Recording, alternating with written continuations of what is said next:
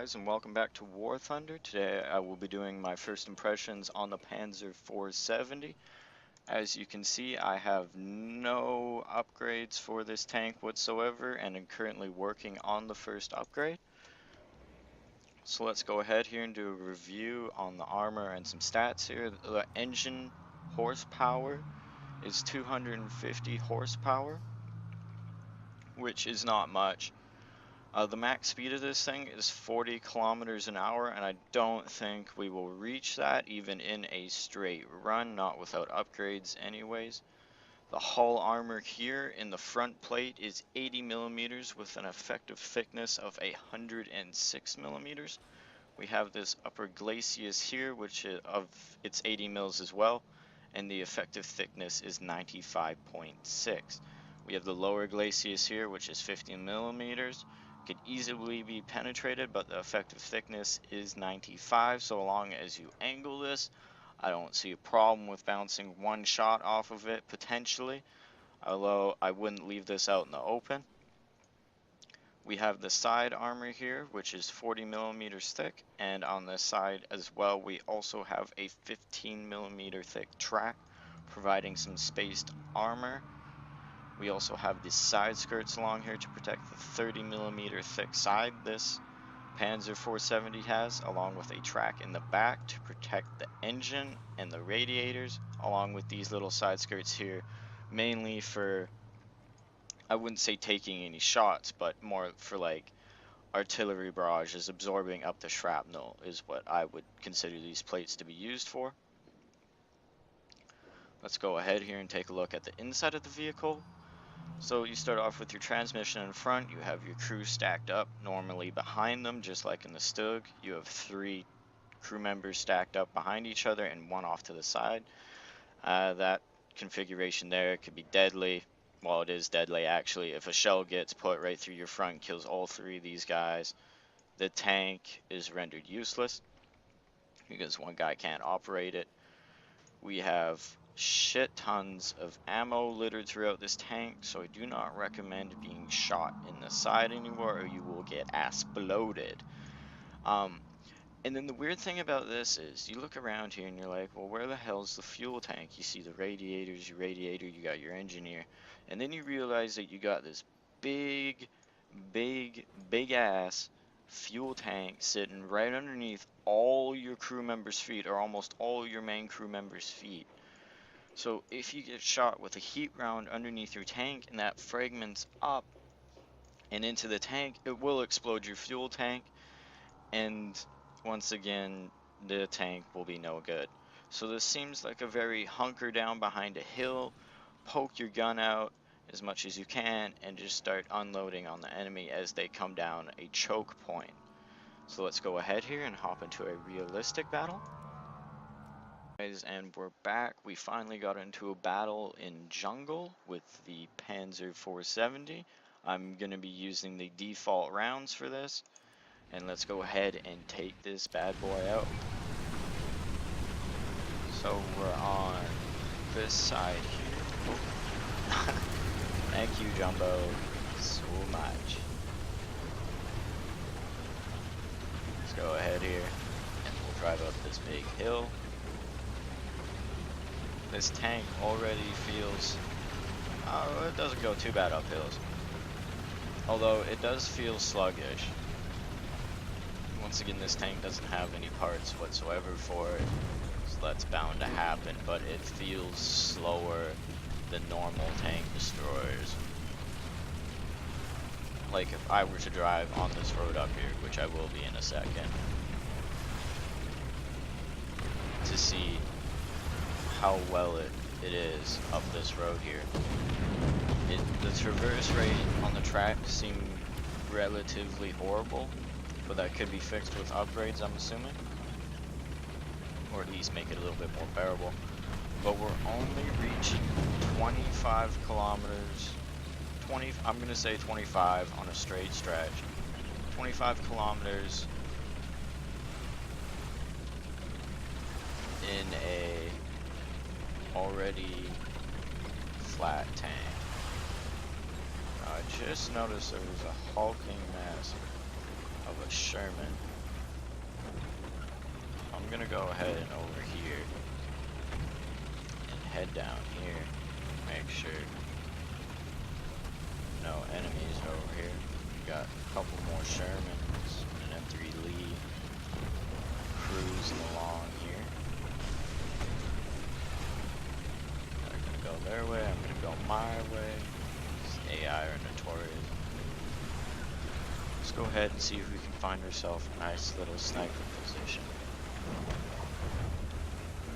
The turn on this gun is fairly decent.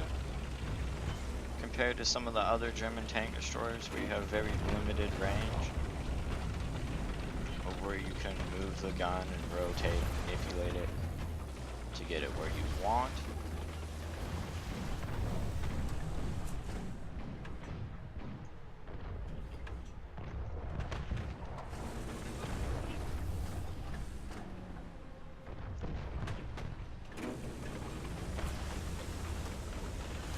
The enemy is taking the initiative.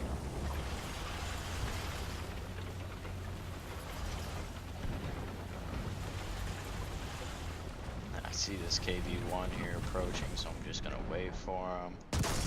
Yes, I hit. AI, of course, but better to get rid of him than never. I guess he will give away my position. It serves him right. No more or less.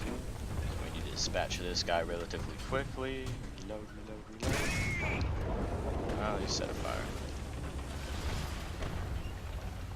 And hopefully he will burn up. Let's see if I put one more shot to him. And that ended him. So by the looks of it, this gun has very good penetration. Or penetrating power.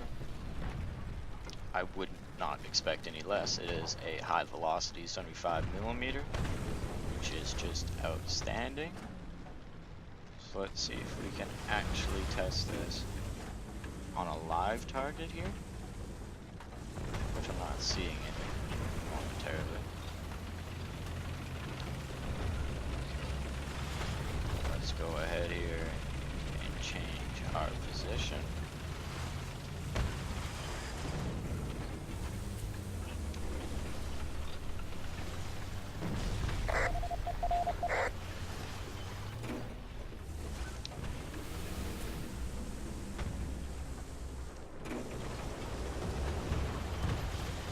Still not seeing anyone.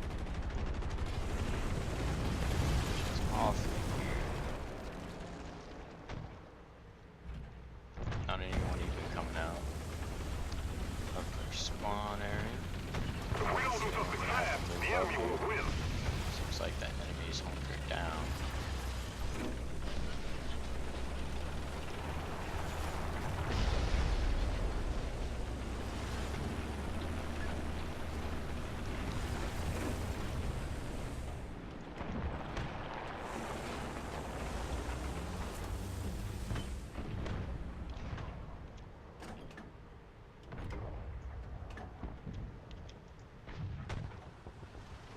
Not seeing.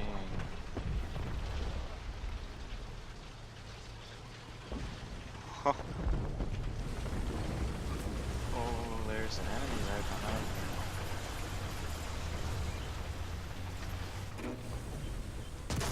Yes, I hit. And wouldn't you fancy that?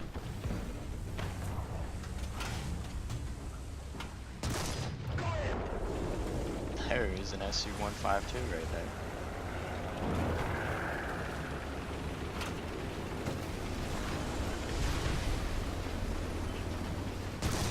Yes, I hit. Oh my god. That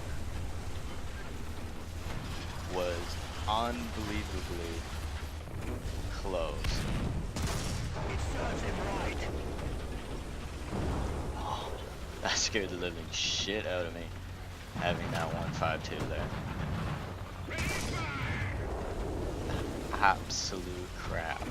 I'm surprised he didn't even see me.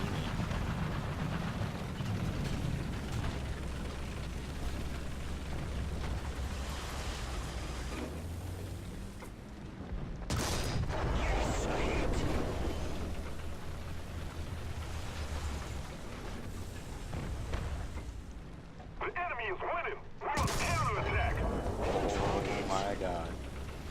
there's more of them.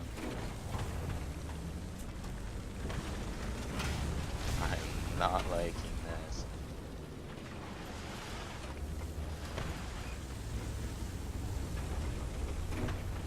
Right. I'm gonna get out of here before I jinx it and end up having another SU-152 come up here. Because I don't think I could deal with 3. 3 is not a good number for SU-152s. Those things are scary as shit.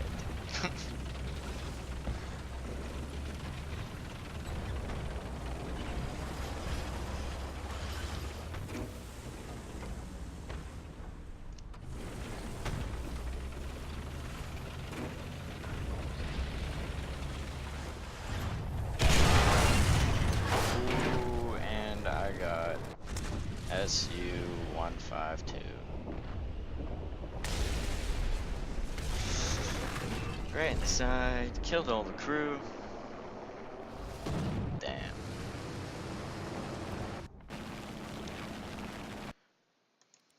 Well, I believe that will be that for this video. I hope you guys enjoyed this little quick review of the Panzer 470. Feel free to like the video, and I will see you guys in the next one.